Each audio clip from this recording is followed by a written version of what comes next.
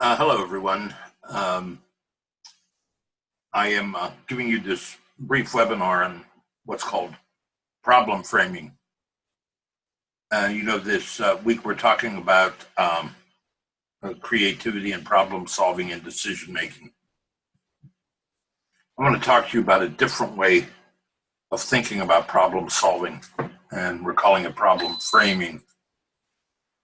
In a sense, we're talking about when we talk about problem framing, problem solving, we're talking about you getting more conceptual versatility to approach and interpret situations. We're looking at the assumptions about the nature of a problem that we tend to make.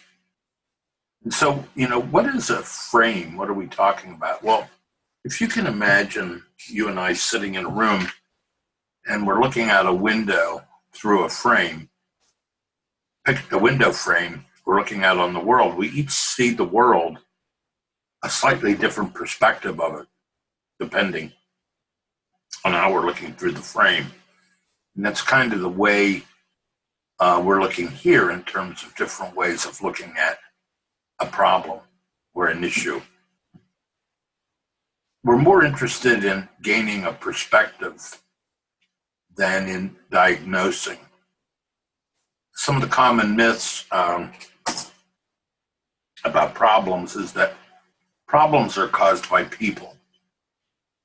In the rational decision-making model, the first step is define the problem.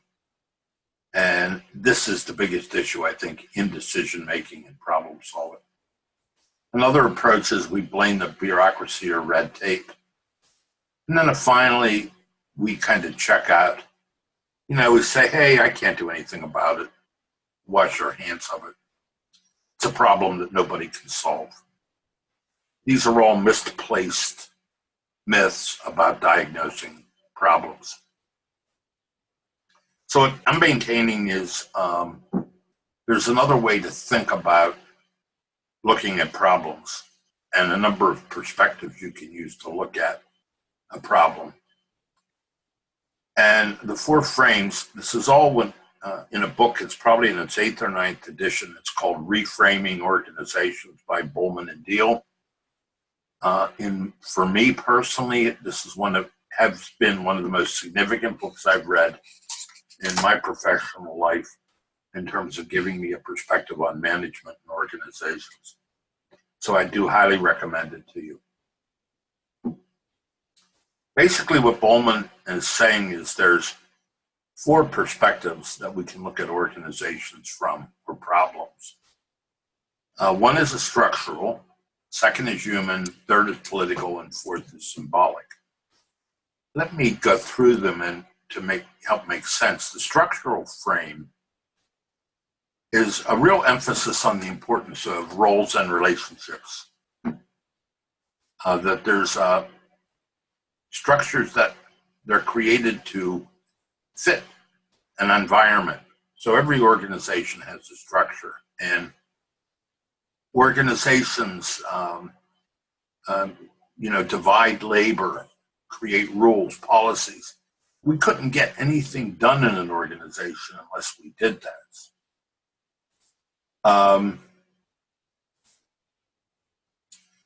Again, if there's problems in the structural frame, the issue is the structure doesn't fit, and the structure needs to change. So some of the assumptions here. So basically, if you look at a problem from a structural point of view, you're going to say, well, if we're going to solve this problem, we got to look at the structure and change the structure. So some of the assumptions you have are, we're here to accomplish goals. We have to find the right structure, rules, procedures. This is a very rational view of organizations. This is where we talk about specializations and different job descriptions. Coordination is very important. This is where you have workers and frontline supervisors and managers and middle managers and middle managers. And structures can be designed. Okay, so that's the structural frame. And I think we all are aware of this. We all confront it every day. Organizations couldn't exist if we didn't have structures. However, there's another frame at work called the human frame, where the focus is on people. Individuals have needs, feelings, biases. The issue is to fit the organization to the people. The most important thing is getting the right people and then fitting them to the organization or fitting the organization to them. You want to find an organizational fit so people can get the job done while feeling good about what they're doing. If there's problems in the human frame, it means that human needs are frustrated. Remember, in the structural frame, if there's a problem, we got to look at the structure. Here, if you're coming from this perspective, you say, hey, it's the human.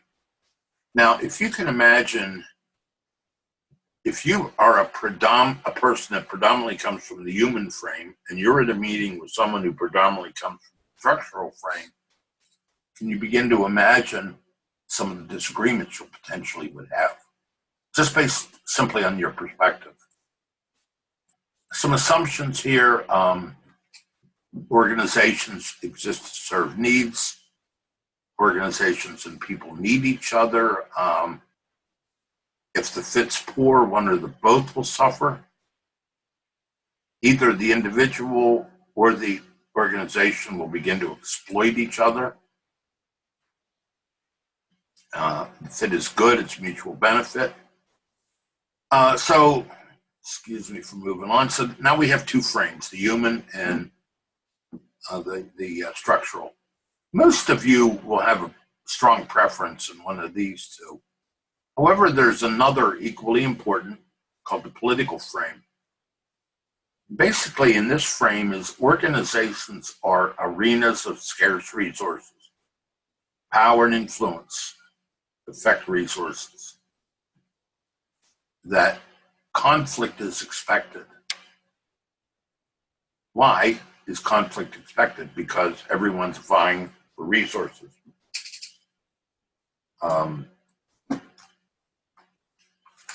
Here's where we talk about management skills associated with bargaining and coercion and compromise, conflict resolution. This all comes from the political frame. Basically, if there's a problem, if you come at the problem from the political perspective, you see the problem as a problem of power or power distribution. And political skill and acumen are critical. So some of the assumptions here are most important decision involve resources. Organizations are coalitions of interest groups. Interest groups have different values. Organizational goals arise from bargaining, negotiation, etc. And power and conflict are central.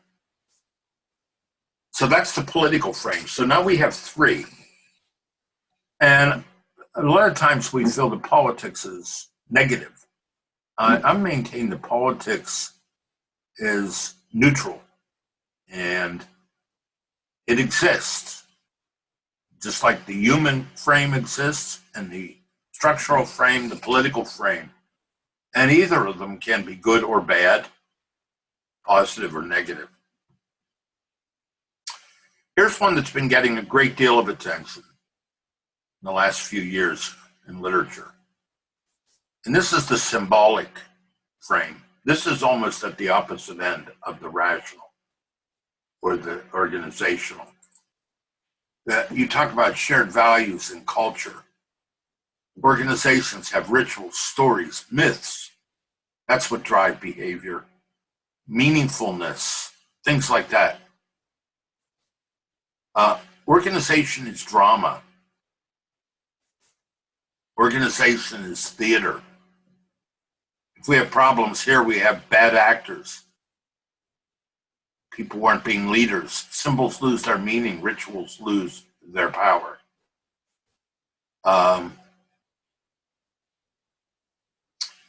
What is most important is not what happened, but the meaning that people attach to what happened. You know, again, here we are at some pretty important stuff in an organization. Think about logos and brands. Just think how critical the color brown is to UPS. When they moved into Germany, Germany didn't want them to wear brown because of, you know, the history of brown shirts. UPS wouldn't capitulate, I don't think. The way people interpret events is important. So much of the strife is because of this. It's rampant in our country right now, the symbolic frame. We're not even talking about facts. We're talking about meaning people attach to things. A lot of events are ambiguous. Ambiguity and uncertainty undermine rational approaches. And humans create symbols to reduce confusion and give meaning. So let me read this for a minute. Each frame has its own vision of reality. Using the 4 frames, managers are more likely to appreciate the depth and complexity of organizational life. Effective managers really learn to look at things from a number of perspectives. And I would highly recommend you looking at this book. I think it may change your view of how you approach organizational situations. So you will have access to these PowerPoints, but here is just some of the 4 frames ideas.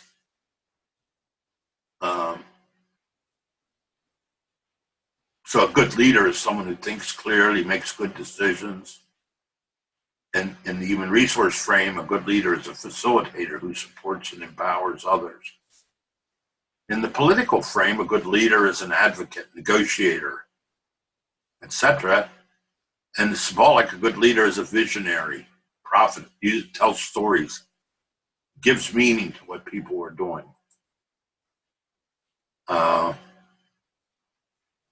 Basically, the salience of frames says that you would use the different frames in different situations.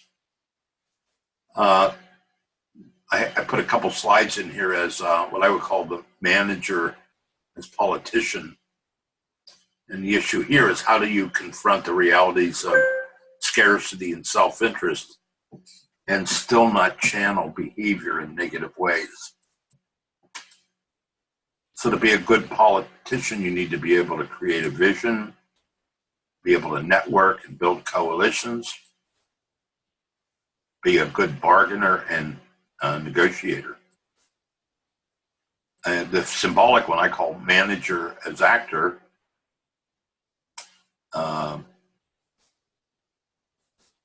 So they frame and interpret experience, use symbols to capture attention, discover and communicate a vision, and they tell stories and understands the values. So an effective, here's some different ways to think of a structural leader, HR leader. You know, an effective HR leader is a catalyst servant, and an ineffective one is a wimp and a pushover. So what your strengths are, you run the risk of being you could be a visionary and prophet, or a fanatic or fool. So here's the source: Reframing Organizations, Artistry, Choice, and Leadership. Highly recommend the book.